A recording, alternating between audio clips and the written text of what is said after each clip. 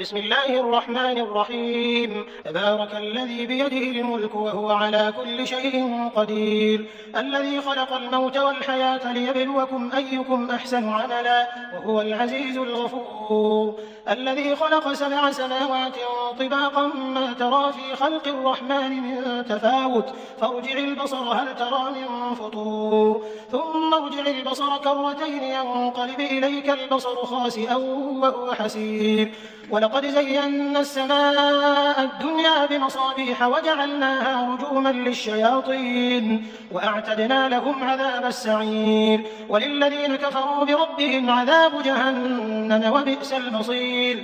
إذا ألقوا فيها سمعوا لها شهيقا وهي تفور تكاد تميز من الغيظ، كلما ألقي فيها فوج سألهم خزنتها ألم يأتكم نذير، قالوا بلى قد جاءنا نذير فكذبنا وقلنا ما نزل الله من شيء إن أنتم إلا في ضلال كبير. وقالوا لو كنا نسمع أو نعقل ما كنا في أصحاب السعير، فاعترفوا بذنبهم فسحقا لأصحاب السعير. إن الذين يخشون ربهم بالغيب لهم مغفرة وأجر كبير، وأسروا قولكم أو اجهروا به إنه عليم بذات الصدور، ألا يعلم من خلق وهو اللطيف الخبير. هو الذي جعل لكم الأرض ذلولا فامشوا في مناكبها وكلوا من رزقه وإليه النشور.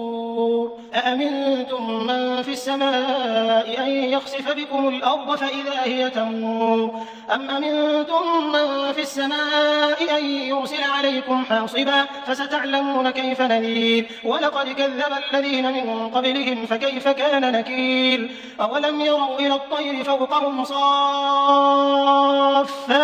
ويقبضن ما يمسكهن إلا الرحمن إنه بكل شيء بصير. أمن هذا الذي هو جند لكم ينصركم من دون الرحمن إن الكافرون إلا في غرور.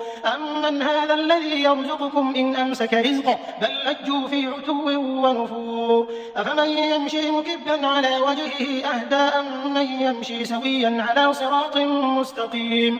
قل هو الذي أنشأكم وجعل لكم السمع والأبصار والأفئدة قليلا ما تشكرون. قل هو الذي ذرأكم في الأرض وإليه تحشرون. ويقولون متى هذا الوعد إن كنتم صادقين. قل إنما العلم عند الله وإنما أنا نذير مبين. فلما رأوه زلفة سيئت وجوه الذين كفروا وقيل هذا الذي كنتم به تدعون. قل أرأيتم إن أهلكني الله ومن معي أو رحمنا فمن يجير الكافرين من عذاب أليم. قل هو الرحمن آمنا به وعليه توكلنا فستعلمون من هو في ضلال مبين. قل أرأيتم إن أصبح ماؤكم غورا فمن يأتيكم بماء معين.